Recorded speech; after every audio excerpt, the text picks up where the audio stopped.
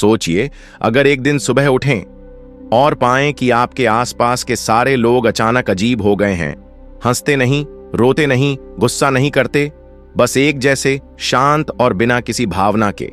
क्या हो अगर ये सब एक एलियन वायरस की वजह से हो रहा हो जो इंसानों को इंसान नहीं रहने देता? आज हम बात करेंगे 2007 में आई एक science fiction thriller film the invasion की, जिसमें दिखाया गया है कि कैसे एक मां अपने बेटे और पूरी इंसानियत को बचाने के लिए एक ऐसी दुनिया से लड़ती है जहां सो जाना मतलब खुद को खो देना है। तो वीडियो को अंत तक जरूर देखना, क्योंकि ये कहानी है डर की नहीं, बल्कि उन भावनाओं की जो हमें इंसान बनाती हैं। एक खाली स्टोर के अंदर कैरोल अपने शरीर को जगाए रखने के लिए कोई भी दवा या एनर्जी ड्रिंक लेने की कोशिश कर रही है, जबकि खतरनाक ताकतें दरवाजे पर दस्तक देती रहती हैं और उस तक पहुंचने की कोशिश करती रहती हैं। यह गड़बड़ी कुछ दिन पहले शुरू हुई थी। पृथ्वी पर वापस आते समय एक अंतरिक्ष यान में अचानक विस्फोट हो जाता है और उसके टुकड़े संयुक्त राज्य अमेरिका के कई राज्यों में बिखर जाते हैं। जल्द ही सभी मीडिया आउटलेट इस खबर को कवर कर रहे हैं, यह कहते हुए कि यह विदेशी आक्रमण का संकेत है। अधिकांश लोग भयभीत हो जाते हैं और मलबे को छूने से झिझकते हैं, लेकिन अभी भी बहुत सारे अवसरवादी हैं जो ईबे पर वही बेचते हैं जिसे वे बचा सकते हैं।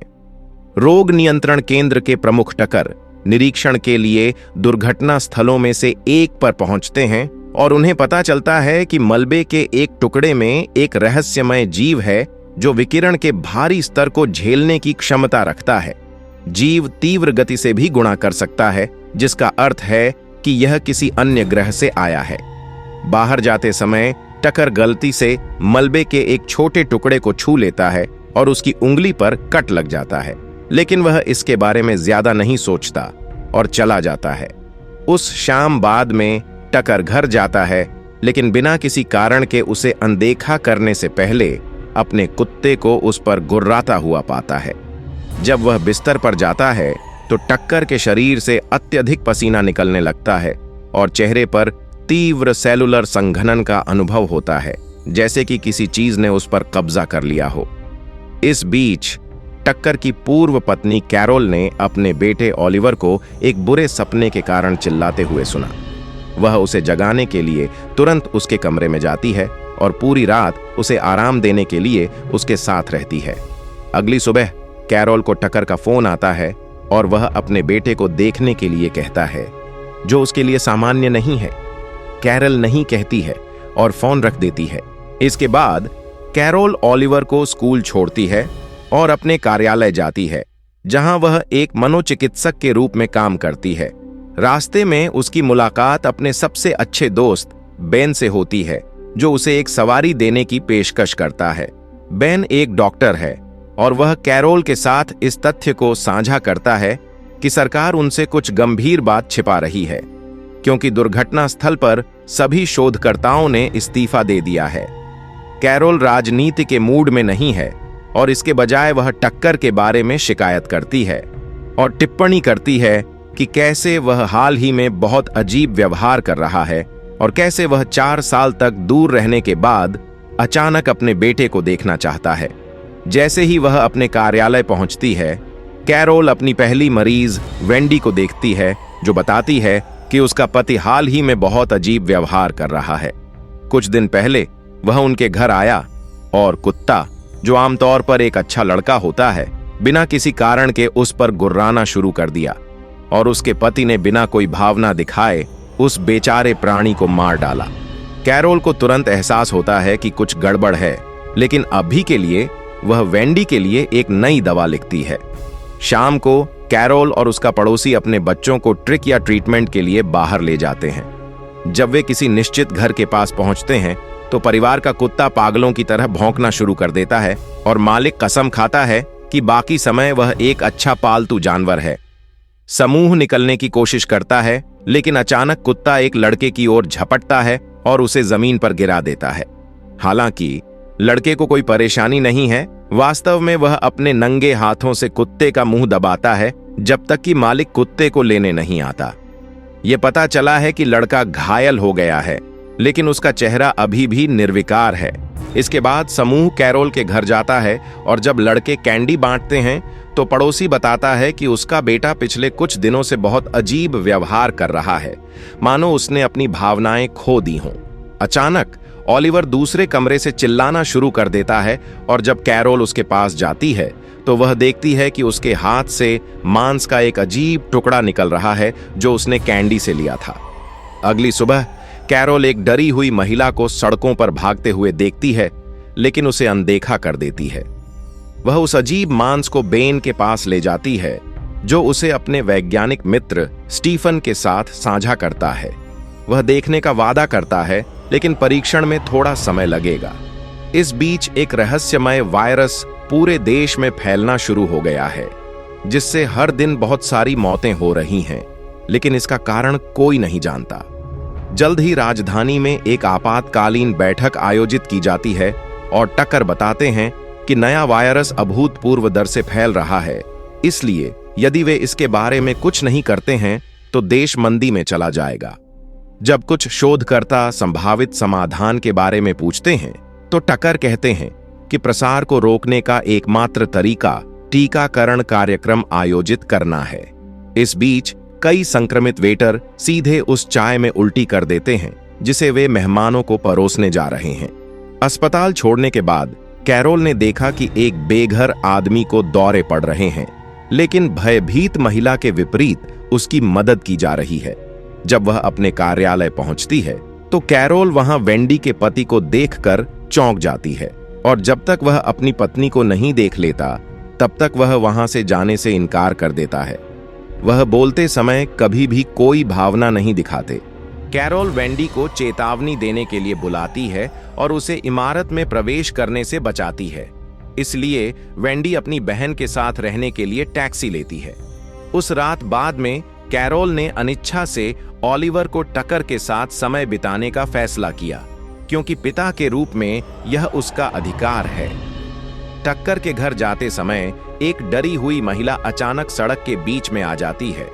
सौभाग्य से कैरोल ठीक समय पर ब्रेक मार देती है। महिला हताश होकर मदद मांगती है, क्योंकि वह जोर देकर कहती है कि जल्द ही कुछ भयानक घटित होगा। लेकिन इससे पहले कि वह अधिक विवरण जोड़ पाती, एक कार अचानक उसे कुचल देती है। कैरल ने नोटिस किया कि इतनी भयानक दुर्घटना के दौरान भी ड्राइवर अभी भी अपना चेहरा छिपाए हुए है, और जब पुलिस घटनास्थल पर पहुंचती है तो वह तुरंत उसके खिलाफ गवाही देना चाहती है। हालांकि मुख्य पुलिसकर्मी उसे बस घर जाने के लिए कहता है, क्योंकि उन्होंने इसे ढक दिया है, जो कैरोल को अजीब लगता है।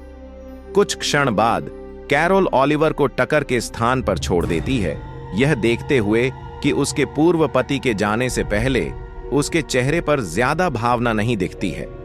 इसके बाद वह एक बहुत ही फैंसी पार्टी में भाग लेने के लिए बेन से मिलती है, जहां उनकी राजनयिक बेलिसेक, उनकी पत्नी लुडमिला और डॉक्टर योरिश के साथ बहुत दार्शनिक बातचीत होती है।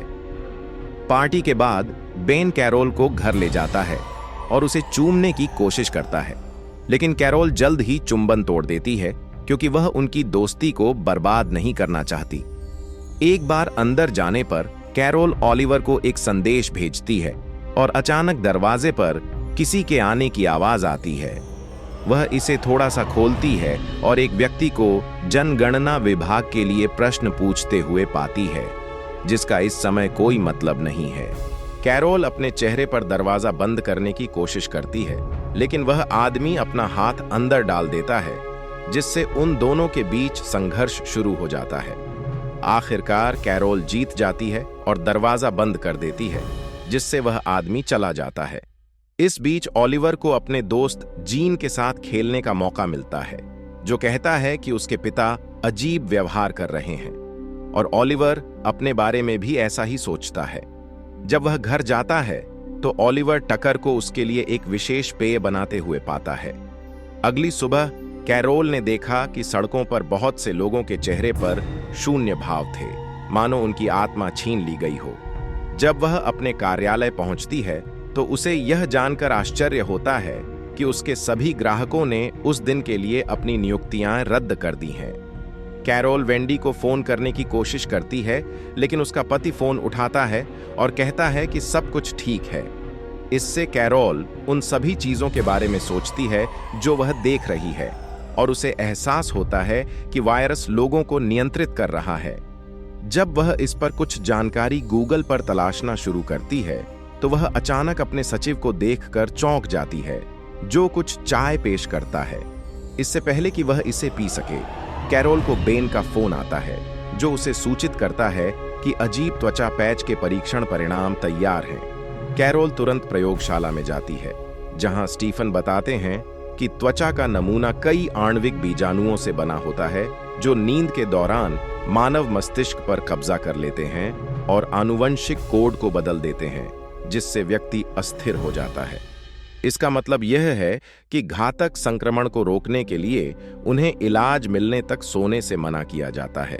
जब वह अपनी कार से बाहर निकलती है तो संक्रमित लोगों का एक समूह उसका पीछा करता है, इसलिए वह मुख्य रास्ते पर पहुंचती है और मदद मांगने की कोशिश करती है। हर कोई उसकी उपेक्षा करता है, इसलिए वह सबवे स्टेशन में प्रवेश करने का फैसला करती है। कैरल ट्रेन में चढ़ती है और देखती है कि ट्रेन उन्हीं अस्पष्ट भावों वाले यात्रियों से भरी हुई है। उसी समय उसका फोन बजता है और उसे ओलिवर का एक संदेश दिखाई देता है, जो उससे उसे बचाने के लिए कहता है, क्योंकि टकर ने उसे कहीं छिपा दिया है। कैरोल टूटने की कगार पर पहुंच जाती है और यात्रियों में से एक को पता चलता है कि वह संक्रमित नहीं है। वहां हर कोई भावनाहीन व्यवहार कर रहा है, इसलिए संक्रमित लोग उन्हें अनदेखा कर देंगे और वह उसे भी ऐसा ही करने की सलाह देता है। अचानक संक्रमित लोगों का एक समूह वैगन में प्रवेश करता है, इसलिए कैरोल और अन्य समझदार यात्री ट्रेन के अंत तक दौड़ते हैं और दरवाजा बंद कर देते हैं। संक्रमित लोग यात्रियों को संक्रमित करने के लिए दरवाजा तोड़ने से पहले ट्रेन को रोकने के लिए आपातकालीन बटन दबाते हैं, इसलिए कैरोल पिछला दरवाजा खोलती है और वैगन से कूद जाती है। सुरंग के माध्यम से भागते हुए बच जाती है, जब तक कि वह स्टेशन के लॉकर रूम तक नहीं पहुंच जाती। वहां उसे एक गार्ड की बंदूक मिलती है और जब उक्त गार्ड उसके पास आता है तो वह बहुत डर जाती है और गलती से उसे गोली मार देती है। भयभीत होकर कैरल बंदूक गिरा देती है और संक्रमित होने का दिखावा करते हुए स्टेशन पार कर जाती है। जब वह सड़क पर वापस आती है तो वह देखती है कि कुछ पुलिसकर्मी असंक्रमित नागरिकों को पकड़ रहे हैं और उन्हें टीका लेने के लिए मजबूर कर रहे हैं, जो वास्तव में सभी को वायरस फैलाने की टक्कर की चाल है। उस समय एक असंक्रमित पुलिसकर्मी कैरोल के चेहरे पर पसीना देखता है और उसे जल्दी से चले जाने के लिए कहता है, क्योंकि पसीना उसे दूर कर देगा। कैरल दूर जाने लगती है और अपने पड़ोसी से मिलती है, जो उसे शॉट देने की पेशकश करता है। सौभाग्य से कैरोल के अभिनय से उसे विश्वास हो गया कि उसे पहले ही टीका मिल चुका है। इसके बाद कैरल टकर के घर जाती है, लेकिन उसे खाली पाती है। वह फिर से बाहर जाने से पहले ओलिवर के लिए एक संदेश छोड़ती है और उसे ऐसे लोगों का एक समूह मिलता है जो कुछ चीजों को अपने लिए खत्म होते हुए देख रहे हैं। कैरोल सुनिश्चित करती है कि कोई प्रतिक्रिया न करे और तब तक चलती रहती है जब तक वह बेलिसेक हवेली नहीं पहुंच जाती, जहां बेन और स्टीफन अभी भी कुछ परीक्षण कर रहे हैं। थोड़ी सी चर्चा के बाद बेन ने कैरोल को उसके बेटे को ढूंढने में मदद करने का फैसला किया, जबकि स्टीफन और उसके सहायक ने वायरस का इलाज खोजने के लिए मैरीलैंड के फोर्ट डेट्रिक की यात्रा करने की तैयारी की। वे जागते रहने का भी निर्णय लेते हैं, इस डर से कि अगर वे सो गए तो वे संक्रमित हो सकते हैं। उस समय बेलिसेक वापस आता है और लुडमिल उसे गले लगाकर स्वागत करता है, लेकिन बेलिसेक संक्रमित है और संभावित घुसपैठियों के बारे में चिंतित है, इसलिए वह गार्डों के एक समूह को अंदर जाने देता है। सौभाग्य से कैरोल और अन्य लोग इसे सुरक्षा कैमरों में देख लेते हैं और पिछले दरवाजे से भाग जाते हैं। जब वे सड़कों पर पहुंचते हैं तो वे देखते हैं कि वेंडी को संक्रमित पुलिसकर्मी जबरदस्ती ले जा रहे हैं। वह उनके खिलाफ लड़ने की कोशिश करती है, चिल्लाती है कि वह सो गई है, फिर भी वह ठीक है, लेकिन फिर भी पुलिस उसे मार गिराती है। समूह के विभाजन के बाद कैरोल और बेन वेंडी के शब्दों के बारे में बात करते हैं और यह निष्कर्ष निकालते हैं कि वेंडी ने किसी तरह वायरस के प्रति प्रतिरक्षा विकसित कर ली है। फिर दोनों को जमीन पर एक मृत पुलिसकर्मी मिलता है, इसलिए वे उसकी कार चुरा लेते हैं और कैरोल के कार्यालय जाते हैं, जहां वे वेंडी की मेडिकल प्रोफाइल की खोज शुरू करते हैं। बेन को पता चला कि वेंडी एन्सेफलाइटिस नामक मस्तिष्क की बीमारी से पीड़ित थी और इसीलिए वह प्रतिरक्षित है। वायरस केवल स्वस्थ मस्तिष्क पर हमला करता है ताकि वह भोजन कर सके और अपनी संख्या बढ़ा सके। बेन ने स्टीफन को यह नई जानकारी देने के लिए प्रयोगशाला में बुलाया, जबकि कैरोल को ओलिवर से एक और संदेश मिला, जिसमें उल्लेख किया गया था कि उसे बाल्टीमोर में उसकी दादी के घर पर रखा जा रहा है। डरी हुई कैरोल ने बेन के सामने स्वीकार किया कि वह पहले ही वायरस से संक्रमित हो चुकी है, लेकिन बेन ने वादा किया कि सब कुछ ठीक हो जाएगा। इसके बाद बेन पागलों की तरह शहर की ओर गाड़ी चलाता है, अवरुद्ध सड़कों को पार करता है, जब तक कि उसके पास कैरोल को जाने देने के अलावा कोई विकल्प नहीं होता ताकि पुलिस उसका पीछा करे। कैरोल पैदल चलती रहती है और जब एक पुलिसकर्मी उसे रोकता है तो वह पोकर चेहरे के साथ अपनी आईडी प्रस्तुत करती है और उसे जाने की अनुमति दी जाती है। अंततः कैरोल स्टेशन पहुंचती है और बाल्टीमोर के लिए ट्रेन पकड़ती है, जहां वह बाथरूम में छिप जाती है। नींद की कमी का उस पर असर पड़ने लगा है और उसे ऐसे सपने आने लगते हैं जैसे कि दर्पण में वह एक दूसरे को देख रहा है जो उस पर हमला करना चाहता है। वह ठीक समय पर उठती है और उस अजीब मांस के एक टुकड़े को धोने के बाद वह जीन को खोजने के लिए दरवाजा खोलती है, जो बताता है कि उसने अपना परिवार खो दिया है और अब वह उसका हिस्सा है। वह उससे सोने के लिए कहता रहता है और कैरोल दिखावा करती है कि वह बिल्कुल वैसा ही करेगी, लेकिन अकेले में। एक बार जब ट्रेन बाल्टीमोर पहुंचती है तो जीन उसकी फिर से जांच करता है और पाता है कि वह अपने शरीर से और मांस के टुकड़े निकाल रही है, इसलिए उसे संदेह बना रहता है। कैरोल के भावहीन कृत्य पर विश्वास करते हुए टक्कर कैरोल और जीन को उसकी मां के घर ले जाने के लिए आता है। ओलिवर आसपास नहीं है, लेकिन कैरोल परिवार के आसपास काम करना जारी रखती है और जब उसे बेन का फोन आता है तो वह यह दिखाते हुए कोर्ट में बात करती है कि यह उसका सचिव है। जब टकर आखिरकार काम के लिए निकल जाता है तो कैरोल मौके का फायदा उठाकर घर की तलाशी लेती है और अंततः ओलिवर को एक कमरे में पाती है। उनमें से दोनों पहले झिझकते हैं, लेकिन एक बार जब कैरोल ने यह पुष्टि करने के लिए कुछ भावनात्मक शब्द कहे कि वह ठीक है, तो वे गले मिलकर फिर से मिल जाते हैं। ओलिवर का उल्लेख है कि वह हर दिन सो रहा है, लेकिन अभी भी नहीं बदला है और कैरोल को एहसास हुआ कि उसकी नींद की बीमारी के लिए दवाओं ने उसे प्रतिरक्षा बना दिया है। अचानक जीन ने उन्हें रंगे हाथों पकड़ लिया, लेकिन कैरोल आसानी से उसे धक्का दे देती है और अपने बेटे के साथ बाहर निकल जाती है। उनके बाहर जाते समय टकर उन्हें खिड़की से देखता है और तुरंत उनके पीछे चला जाता है और सड़कों पर उनका पीछा करना शुरू कर देता है। ओलिवर को एक परित्यक्त गोदाम में एक टूटी हुई खिड़की मिलती है और वे वहां छिप जाते हैं, लेकिन टकर भी अंदर आ जाता है, जबकि वह एक बुरे खलनायक की तरह एक आलाप करता है। कैरोल दरवाजे तक घुसने की कोशिश करती है, लेकिन टकर उसे पीछे से पकड़ लेता है और उसे बाहर निकालने की कोशिश करता है। ओलिवर अपने पिता को धातु के औजार से काटता है और मारता है, इसलिए टकर उसे पकड़ लेता है। इससे कैरल को उसके सिर पर वार करने और उसे नीचे गिराने का मौका मिल जाता है, जिससे वे बच जाते हैं। इसके बाद कैरोल और ओलिवर एक खाली डिपार्टमेंटल स्टोर के अंदर छिप जाते हैं। कैरोल दवा अनुभाग में खोजती है और उसे एक इंजेक्शन मिलता है, जिसे वह ओलिवर को दिखाती है, क्योंकि वह बताती है कि वह चाहती है कि अगर वह कभी सो जाए तो वह उसके दिल में इंजेक्शन लगाए। फिर वे कुछ खाने की तलाश में जाते हैं और कैरोल को बेन का फोन आता है, जिसे उनके स्थान के बारे में पता चलता है और वह जल्द ही उन्हें लेने का वादा करता है। जबकि उसकी मां कॉल पर व्यस्त थी, ओलिवर धीरे धीरे एक दरवाजे के पास पहुंचता है जिसके पास खून बिखरा हुआ था, लेकिन सौभाग्य से कैरल उसे खोलने से पहले ही रोक देती है। इसके बजाय वह अपने अंदर जाती है और जमीन पर कई लोगों को परिवर्तन से गुजरती हुई पाती है। समूह में एक पुलिसकर्मी भी शामिल है, इसलिए कैरोल बहुत सावधानी से अपनी बंदूक लेने के लिए करीब आती है और बाहर भागकर दरवाजा बंद कर देती है और ओलिवर को इससे दूर रहने के लिए कहती है। बेन का इंतजार करते करते घंटों बीतने लगते हैं और जब ओलिवर सो जाता है तो कैरोल उत्सुकता से ऐसी कोई भी चीज खोजती है जिसका उपयोग वह जागते रहने के लिए कर सके। कहानी की शुरुआत में वापस जाती है। दुर्भाग्य से यह पर्याप्त नहीं है और कैरल वैसे भी सो जाती है।